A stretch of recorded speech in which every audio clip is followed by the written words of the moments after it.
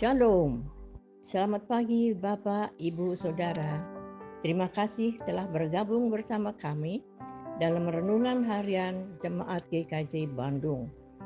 Bersama kita akan mendengarkan firman Tuhan dan merenungkannya. Selasa 2 April tahun 2024. Sebelum kita mendengarkan firman Tuhan, mari kita berdoa. Bapa di dalam surga, kami memohon Roh Kudus menuntun kami, sehingga kami boleh mendengarkan, memahami, dan dimampukan melakukan firman Tuhan di dalam hidup kami. Terima kasih ya Tuhan, di dalam nama Tuhan Yesus kami berdoa. Amin. Bapak Ibu Saudara-saudari Jemaat GKJ Bandung yang dikasihi Tuhan, firman Tuhan hari ini diberi judul Jadilah Kehendak-Mu. Didasarkan dari Injil Lukas pasal 22 ayat 42 yang demikian. Ya Bapa, jikalau Engkau berkenan, ambillah cawan ini dari hadapanku, tetapi jangan kehendakku, melainkan kehendak-Mu lah yang jadi. Saudara-saudari yang terkasih, di dalam bacaan Alkitab kita hari ini mengingatkan kita pada peristiwa Kamis Putih, tepat setelah Yesus melakukan perjamuan terakhir bersama dengan para murid-Nya. Kemudian Yesus berdoa di Taman Getsemani sebelum Yesus menapaki jalan salib-Nya. Sebelum ia menempuh derita yang harus dia tanggung, dia berdoa terlebih dahulu, dan doanya menjadi doa yang begitu khas. Ya Bapa, jikalau Engkau berkenan, ambillah cawan ini dari hadapanku, tetapi janganlah kehendakku, melainkan kehendak-Mu lah yang jadi. Pertanyaan untuk kita saat ini, beranikah kita berdoa seperti Yesus?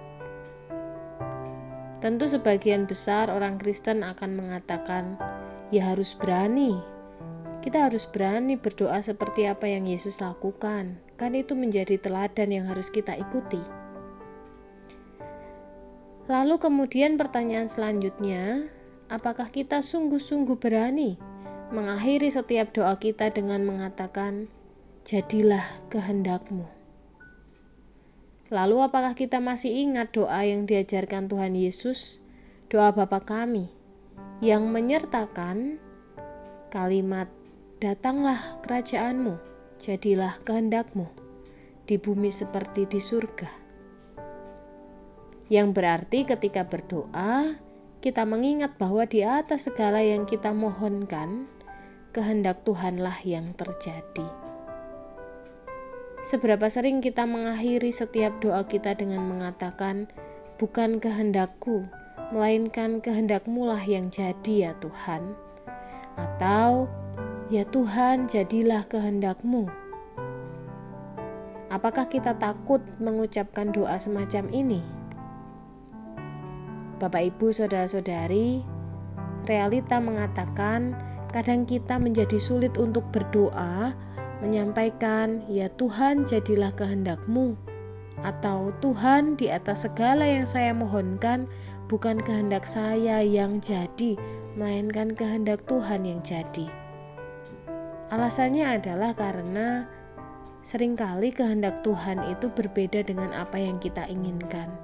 Dan ketika kita mengalami peristiwa-peristiwa yang buruk, pengalaman-pengalaman yang buruk, ketika kenyataan tidak seperti yang kita harapkan, orang-orang terdekat kita mengatakan, Tuhan punya kehendak lain, Tuhan punya jawaban lain atas doamu.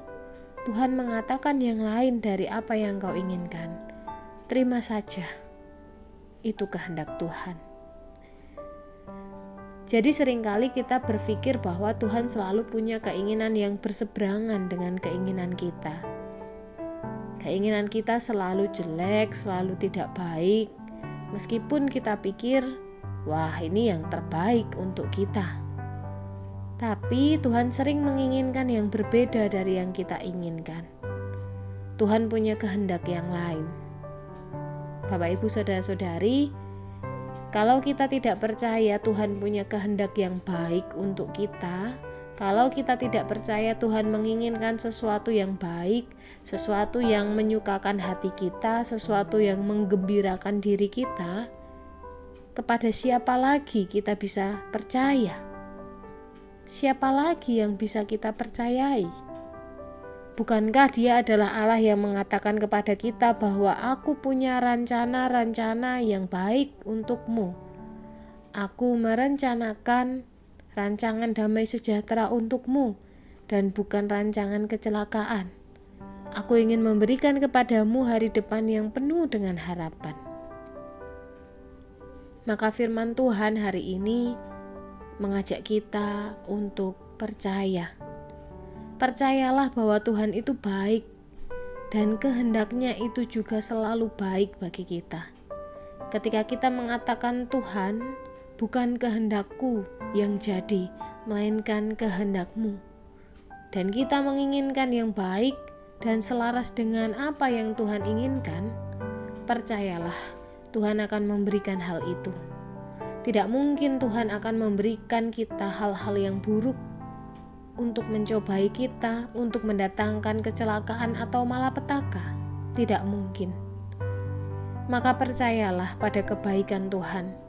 Karena itu yang menuntun jalan kita, membuat kita tidak khawatir lagi dalam memandang masa depan, membuat kita dapat melihat kepastian hari esok, dan membuat kita mampu mengakhiri setiap doa kita dengan mengingat, jadilah kehendak-Mu ya Tuhan.